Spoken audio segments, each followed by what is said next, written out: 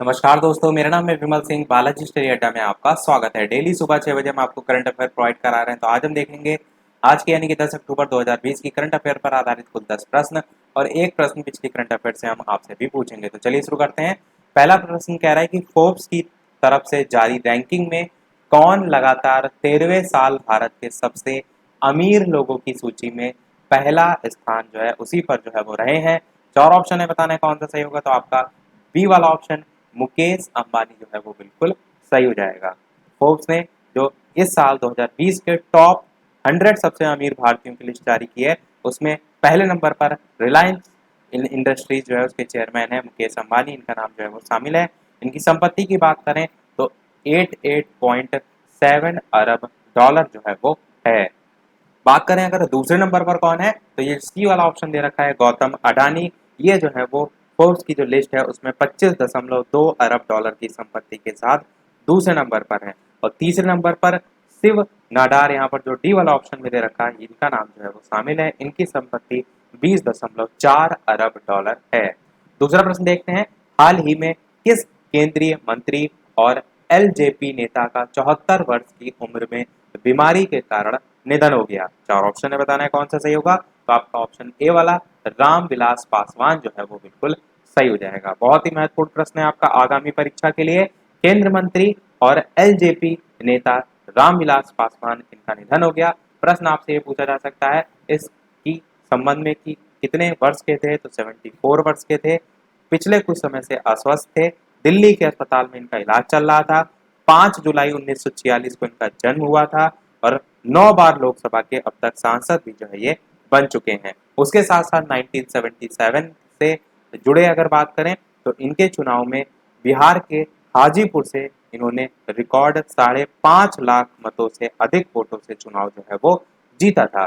उसके साथ साथ अगर बात करें सन 2005 में तो लोक जनशक्ति पार्टी का गठन भी इन्होंने जो है वो किया था। और उस साल बिहार के हुए जो विधानसभा चुनाव थे उसमें इन्होंने 29 सीटों से जीत कर सबको जो है वो हैरान कर दिया था। तो ये सारी चीजें इनके बारे में थी, इंपॉर्टेंट थे, इसीलिए मैंने सारी चीजें बता दी। अगला प्रश्न 3 है। विश्व बैंक ने चालू वित्त वर्ष में सरल सकल घरेलू उत्पाद जीडीपी में निम्न में से कितने प्रतिशत गिरावट का पूर्वानुमान जो है वो लगाया है। चार ऑप्शन है, बताना है कौन सा सही होगा। तो सी वाला ऑप्शन 9.6% आपका सही हो जाएगा। 9.6% गिरावट का पूर्वानुमान जो है वो लगाया गया है। अगला प्रश्न देखते हैं चौथा। युद्ध सेवा मेडल पाने वाली महिला या पहली महिला निम्न में से कौन जो है वो बन गई है। चार ऑप्शन है, बताना है कौन सा सही होगा। तो आपका ऑप्शन बी वाला मिंटी अग्रवाल आपका बिल्कुल सही हो जाएगा। तो मिंटी अग्रवाल जो है इनको एयरफोर्स डे पर युद्ध सेवा पदक से सम्मानित किया गया है और ये पहली महिलाएं जिन्हें युद्ध सेवा पदक जो है वो मिला है। अगला प्रश्न देखते हैं पांचवा। विश्व डाक दिवस यानी कि वर्ल्ड पोस्ट डे निम्न में से किस दिन मनाया जाता है। चार ऑप्शन है, बताना है कौन सा सही होगा। तो आपका 9 अक्टूबर बिल्कुल सही हो जाएगा। उद्देश्य वही होता है, डाक सेवा की जो उपयोगिता है उसकी संभावना है उसको देखते हुए 9 अक्टूबर को मनाया जाता है ताकि और ज़्यादा प्रोत्साहन मिले। ग्राहकों के बीच जो डाक विभाग है उसके बारे या उसके उत्पाद के बारे में जानकारी जो है वो फैले, यही सारी चीज़ें। इसके साथ साथ विश्व डाक दिवस का इतिहास कब से शुरू होता है। तो सन 1840 से जो है वो शुरू होता है। ब्रिटेन में सर रॉलैंड हिल नाम के एक व्यक्ति थे, उन्होंने एक नई व्यवस्था को शुरू किया था जिसमें पत्र जो है वो तैयार किए जाते थे और उन्होंने ये भी नियम बताया था कि स्थानीय सेवा के विशेष वजन के लिए एक तय शुल्क भी जो है वो लगेगा। अगला प्रश्न छठा, मोस्ट इंपॉर्टेंट, क्योंकि इस प्रकार की योजनाएं बहुत पूछी जाती हैं कि हाल ही में किस राज्य के मुख्यमंत्री ने किसान रथ मोबाइल ऐप जो है उसको लॉन्च किया है। चार ऑप्शन है, बताना है आपका ऑप्शन एबीसीडी में से। तो आपका ऑप्शन डी वाला असम जो है वो बिल्कुल सही हो जाएगा। असम के मुख्यमंत्री कौन है। सर्बानंद सोनोवाल। तो इन्होंने राज्य में आयोजित एक कार्यक्रम में जो क्रेता और विक्रेता नेटवर्क है उसको बढ़ाकर या बढ़ावा देकर कृषि उत्पादों की समय पर बिक्री की सुविधा के लिए किसान रथ मोबाइल ऐप को लॉन्च किया है। अगला प्रश्न 7 है। भारतीय रिजर्व बैंक ने जम्मू कश्मीर बैंक के चेयरमैन और प्रबंध निदेशक यानी कि सीएमडी आर के छिब्बर का कार्यकाल कितने महीने के लिए बढ़ा दिया है। चार ऑप्शन में बताना है कौन सा सही होगा। तो आपका 6 महीने जो है वो बिल्कुल सही हो जाएगा। 6 महीने के लिए बढ़ा दिया गया है। और कब से बढ़ाया गया है, तो 10 अक्टूबर 2020 से जो है वो 6 महीने के लिए बढ़ा दिया गया है। अगला प्रश्न 8 है, विश्व दृष्टि दिवस निम्न में से किस दिन मनाया जाता है? चार ऑप्शन है, बताना है कौन सा सही होगा। तो आपका अक्टूबर के दूसरे गुरुवार जो है वो बिल्कुल सही हो जाएगा। विश्व दृष्टि दिवस जो है वो मनाया जाता है, जागरूकता से संबंधित ये दिवस है जो कि अंधेपन और दृष्टि दोष पर वैश्विक ध्यान केंद्रित करने के लिए बनाया जो है वो जाता है। इस वर्ष यानी कि 2020 की थीम की बात करें तो वर्ल्ड साइट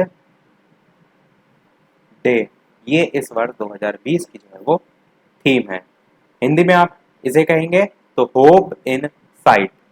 अगला प्रश्न 9 देखते हैं, हाल ही में अफगानिस्तान और किस देश ने पंज तथा आमू दरिया नदी बेसिन के अद्वितीय पारिस्थितिकी तंत्र के संरक्षण हेतु किए जाने वाले जो प्रयास हैं उनको मजबूती प्रदान करने के लिए एक द्विपक्षीय समझौता ज्ञापन जो है उस पर हस्ताक्षर किए? चार ऑप्शन है, बताना है कौन सा सही होगा। तो आपका ऑप्शन पहले ही वाला ताजिक तज, यहाँ पर थोड़ा सा गलत लिखा है, आपका तजाकिस्तान होता है, यहाँ पर एक छोटी मात्रा एक्स्ट्रा लगी है। ताजिकिस्तान नहीं होता, तजाकिस्तान होता है और यहाँ पर एक मात्रा आपकी लग जाएगी। गलत एक्चुअल में ये आपका नहीं है, जब आप इसे इंग्लिश में लिखते हैं तो स्पेलिंग इसकी ताजिकास्तानी करके होती है, TAJI से इस प्रकार से होती है, तो इसीलिए आई जो लगा तो उसके आधार पर छोटी मात्रा लगा दी गई, बाकी गलत नहीं है आपका। तो चार ऑप्शन में बताना है आपको कौन सा सही होगा। बात करते हैं उत्तर की, तो पहले ऑप्शन मैंने बता दिया आपको सही होगा। अब किसके किसके बीच है ये ध्यान दीजिए, तो अफगानिस्तान और ताजिकिस्तान को जलवायु परिवर्तन और जैव विविधता जो है उसके नुकसान को रोकने के लिए समाधान खोजने के लिए एक संरचित ढांचा प्रदान जो है वो करेगा। ये जो समझौते को लेकर यहाँ पर प्रश्न में पूछा गया है। देखते हैं अपना अगला और इस वीडियो का लास्ट प्रश्न। इसके अलावा वीडियो पसंद आए तो वीडियो को लाइक भी अवश्य कर दीजिएगा। प्रश्न आपका क्या है, यूरोपीय संघ की संसद ने 2030 तक कितने प्रतिशत उत्सर्जन में कटौती के लिए मतदान किया है? चार ऑप्शन है, बताना है कौन सा सही होगा। तो आपका ऑप्शन सी वाला 60% बिल्कुल सही हो जाएगा।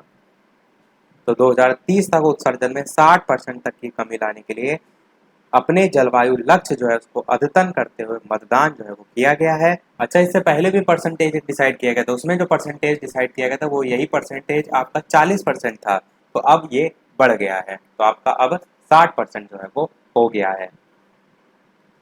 अब हम देखते हैं वो प्रश्न, जैसे कि सभी वीडियो में हम आपसे एक प्रश्न पूछते हैं, तो कल की करंट अफेयर से आज का आपके लिए प्रश्न है कि हाल ही में किस देश ने हाइपरसोनिक क्रूज मिसाइल जो है जिरकॉन का सफल परीक्षण किया है? मैंने कल आपको बताया था इस टाइप के प्रश्न आपसे पूछे जाते हैं। तो नेपाल, चीन, भारत या रूस, ऑप्शन एबीसीडी में से कौन सा सही होगा? अपना उत्तर वीडियो के मेन कमेंट में टाइप करके अवश्य बताइएगा। बात करते हैं कल की करंट अफेयर में पूछे गए प्रश्न के सही उत्तर की, तो आपका गुजरात जो है वो बिल्कुल सही हो जाएगा। कल की करंट अफेयर में पूछे गए प्रश्न का उत्तर। इसी के साथ हमारी आज की करंट अफेयर समाप्त होती है। आज वीडियो में इतना ही। वीडियो पसंद आया हो तो लाइक अवश्य कीजिएगा, चैनल पर नए हो तो सब्सक्राइब जरूर कीजिएगा, टेलीग्राम चैनल से नहीं जुड़े हो तो डिस्क्रिप्शन में और डायरेक्ट भी बालाजी अड्डा सर्च करके आप ऐड हो सकते हैं। तो चलिए मिलते हैं फिर अगले वीडियो में नए टॉपिक के साथ। अब तक नमस्कार, थैंक यू फॉर वॉचिंग।